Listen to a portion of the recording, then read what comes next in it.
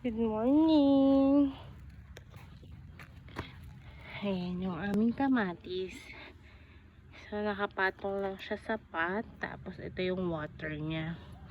Ayan yung ginawa namin kahapon. Hanggang dun. Ngayon, sine-check namin kung natutubigan ba lahat para makita. Dahil aantayin na lang namin na mag-grow yung roots niya sa pot bago tanggalan ng sanga. Tapos ito, itong puno ng kamatis na to ay nakatanggal na yung kanyang talbos para magsanga ng dalawa. Dito yung lalabas yung sanga niya at papunta siya sa tali. At dito papaakitin yung kamatis sa kanyang tali. Kaya yung mga kasama ko.